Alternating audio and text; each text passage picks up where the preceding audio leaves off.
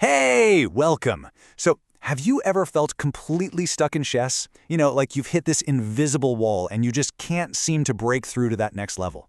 Well, if that sounds familiar, you're in the right place. We're about to dig into the real reason so many of us get stuck, and I'll give you a hint. It's probably not what you think it is. Okay, let's just be real for a second. This is the big fear, right? The one that kind of haunts all of us. You lose a game you absolutely know you should have won. And what's the first thought that pops into your head? Am I just not smart enough for this? It's that awful feeling where your chess rating suddenly feels like a grade for your entire brain. But here's the thing. What if I told you that it has almost nothing to do with how smart you are? Seriously, the research on this is pretty clear. For most of us who are trying to get better, losing comes down to these really predictable hardwired glitches in our brains. Think of it this way. It's not a character flaw. It's more like a software bug. And the best part about a bug? You can patch it.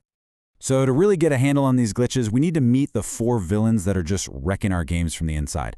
I like to call them the four horsemen of the low ELO apocalypse. ELO is the rating system, so this is basically the end of the world for us improving players. But here's the key. Once you can name these things, you can actually start to fight back. All right, let's get into it. We're going to talk about the finisher's curse. Then there's the paralysis of fear, the ghost in the corner, and of course, the one we all know and love, the dreaded blunder spiral. Okay, first up is probably the most backwards villain of the bunch. This is the curse that doesn't hit you when you're losing. Nope, it strikes at the exact moment you're sure you've already won the game. And this quote I saw on Reddit, man, it just captures the pure agony of it all. You spend 30 moves completely outplaying your opponent, you've got this massive winning advantage, and then, poof, it all just falls apart. It literally feels like your brain just switches off. And here's the wild part. That's not just a feeling you get. It's a real, documented thing called the finisher's curse. The second our brain thinks victory, that's the moment we become the most vulnerable. It's this crazy paradox that keeps so many of us from climbing that rating ladder. So, what's actually happening here? Well, it all comes down to biology. The moment your brain goes, hey, I'm winning this thing, it just floods itself with dopamine. That's the reward chemical, right? So your brain basically starts popping the champagne, switching off the cold, hard calculation part, and turning on the party planning, emotional part. You've already mentally cashed the check before the game is even over. So how in the world do you fight a chemical reaction in your own brain? Well, you don't go for that flashy Hollywood checkmate. You simplify. The pros call this conversion. When you're ahead, your new mission is just to trade pieces, kill all the complexity, lock down your king's safety, and give your opponent zero chance for any tricky nonsense. Your job is to make the game as boring as possible. Because trust me, when you're winning, boring is a beautiful, beautiful strategy. All right, let's move on to our next villain. And this one, it's kind of the polar opposite. If the first horseman is all about rushing headfirst into victory, the second one is about being completely frozen by the fear of defeat. And this is another one of those feelings that just hits home, doesn't it? When that rating number starts to feel like an IQ score, the pressure is just immense. And what happens? You stop playing to win. Instead, you start playing not to lose. And believe me, those are two completely different things.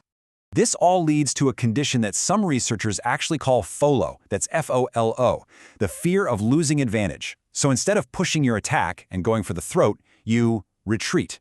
You make these little, quiet, safe moves that don't actually do anything. And all that does is give your opponent time to crawl right back into the game. In chess, playing passively is often the riskiest thing you can do. A great way to think about this is the scared rook idea. Just picture this. You're up a whole rook. Awesome, right? But instead of using that powerhouse piece to attack, you're so terrified of losing it that you just tuck it away on the back rank to keep it safe. So in your effort to protect your material, you've basically taken your best player off the field. Okay, our third horseman. This one isn't really about emotion. It's about the physical limits of how we see things.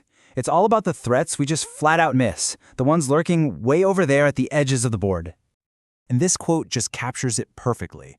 A player was describing this complex, multi-step plan they had to win the opponent's queen, but they were so focused on their own brilliant idea that they completely missed a simple one-move tactic that would have won the queen right then and there. That is classic, textbook tunnel vision. And here we go again. This is not your fault. It's biology. To save energy, your brain literally masks out parts of the board it decides aren't important right now. And get this, We are evolutionarily terrible at seeing diagonal threats. It's just not how we're wired. This leads to something people call bishop blindness.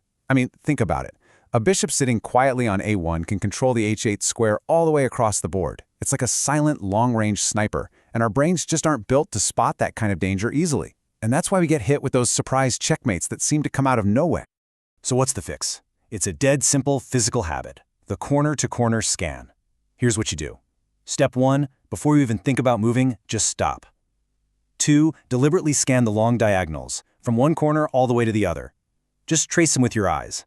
3, scan the back ranks for any of those sneaky horizontal threats. And then, and only then, after you've done that full safety check, are you allowed to make your move. It's a simple little drill that makes the invisible visible. And that brings us to the final horseman. And let me tell you, this one is the most ferocious of them all. This is the monster that shows up the second after you make a mistake, and its only goal is to make sure that one bad move turns into a complete and total disaster. Oh man, this quote just nails the feeling of the blunder spiral. You make one mistake, and the frustration, the shame, it's so overwhelming it feels like your entire chess brain just evaporates. All your knowledge is gone, and you start playing on pure, raw emotion, which of course just leads to a waterfall of even worse mistakes. There's actually a scientific name for this. It's called an amygdala hijack. Your amygdala, that's the emotional fight or flight part of your brain, it literally hijacks the controls from your rational, thinking prefrontal cortex. At that point, you're not playing chess anymore. You're just reacting, and that's what leads to rage moving, you know? Just slamming pieces down, moving way too fast, trying to get revenge on your opponent. So how do you stop this death spiral? You need a protocol, an emergency procedure. First, the instant you realize you blundered, just take one deep breath. Second, physically sit on your hands. For like 30 seconds, do whatever it takes to break that impulse to move fast. And third, and this is maybe the most important part, accept the new reality. You have to play the position that's on the board right now, not the winning position you wish you still had. Okay, let's bring this all home. Beating these 4 horsemen. It's not about memorizing 1,000 new openings. It really isn't. It's about making one single but incredibly powerful shift in your mindset. And that shift is the difference between what we call hope chess and real chess. So what's hope chess? That's when you make a move and just hope it works. You hope your opponent misses your threat, you hope they don't have a good reply. But in real chess, there's no hope involved. You make a move only after you have looked for your opponent's best possible response and proved to yourself that you can handle it. See the difference? It changes the game from a wild gamble into a disciplined safety check. So, what's your very first move on the path to playing real chess? It's this simple protocol. From now on, every single time your opponent makes a move, your instinct is going to be to react instantly. Don't. Stop. Physically take your hand off the mouse or, literally sit on your hands. First, ask yourself, what is my opponent's idea here? Then, once you've found a move you like, ask the next crucial question. Okay, if I move there, what are all their checks, captures, and threats? Only after your move passes that full safety check are you actually allowed to play it.